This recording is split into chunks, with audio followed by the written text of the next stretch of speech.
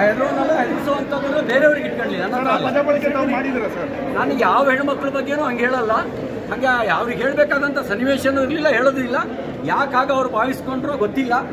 ನಾನು ಆ ರೀತಿ ಹೇಳುವಂತ ಯಾರಿಗೂ ಹೇಳಿಲ್ಲ ಇದುವರೆಗೂ. ತಾವು ರಾಹುಲ್ ಗಾಂಧಿ ಅವರನ್ನ ಡ್ರಗೇಶ್ ಅಂತ ಕರೆದ್ರಿ ಅನ್ನೋ ವಿಚಾರನೂ ಕೂಡ ಅಲ್ಲಿ ಪ್ರಸ್ತಾಪ ಆಗಿದೆ. ಯಾಕೆ ಹಿಂಗೆ ನಾನು ಅಂಬೇಡ್ಕರ್ ಬಗ್ಗೆ ಮಾತಾಡಿದ್ದೀನಿ, ಅಮಿತ್ ಶಾ ಅವರು ಕಾಂಗ್ರೆಸ್ನವರ ಬಗ್ಗೆ ಹೇಳಿದ್ದ ವಿಷಯವನ್ನ ತಿರ್ಚಿದ್ದಾರೆ ಅನ್ನೋ ವಿಷಯ ಮಾತಾಡಿದ್ದೀನಿ.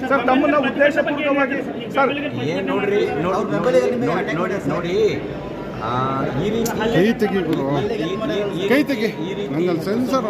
ಹೆದರುವಂತ ರಾಜಕಾರಣಿ ಅಲ್ಲ, ಆ ರೀತಿ ಹೆದರಿಸುವಂತ ರಾಜಕಾರಣ ನನ್ನ ಹತ್ರ ಮಾಡುವಂಥದ್ದು ಬೇಡ.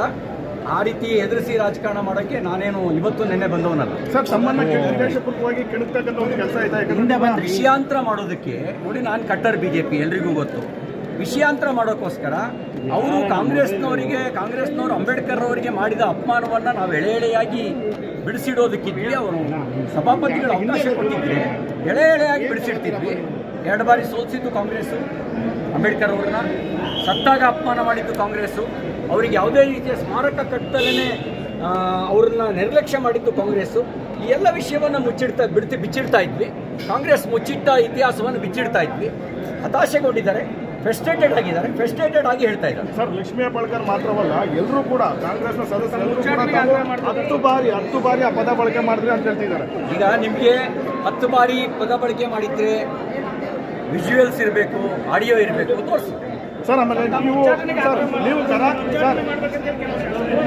ನನ್ನನ್ನು ಆರಿಸಿರೋದು ನಮ್ಮ ಪಾರ್ಟಿ ಶಾಸಕರು. ಸರ್, ಲಕ್ಷ್ಮೀ ಹೆಬ್ಬಾಳ್ಕರ್ ಅವರು ನಿಮ್ಮ ಹಳೆ ಘಟನೆಯನ್ನು ಗೆದ್ದಿದ್ರ, ನಿಮ್ಮ ಕಾರು ಚಲಾಯಿಸಿ ಒಬ್ಬರನ್ನ ಕೊಲೆ ಮಾಡಿದ್ರಿ ಅನ್ನೋದು ವಿಚಾರನೂ ಕೂಡ ಅಲ್ಲಿ ಪ್ರಸ್ತಾಪ ಆಯಿತು. ಅದಕ್ಕೆ ನೀವು ನೀವೇನಂದ್ರೆ ನಿಮ್ಮ ಪ್ರಶ್ನೆಗಳ ಬಗ್ಗೆ ನನ್ನ ಕಾಮೆಂಟ್ಸ್ ಇಲ್ಲ, ಆದರೆ ಯಾವುದು ಪಬ್ಲಿಕ್ ಡೊಮೈನಲ್ಲಿದೆ ಅದ್ರ ಬಗ್ಗೆ ನಾನು ಚರ್ಚೆ ಮಾಡಬಲ್ಲೆ.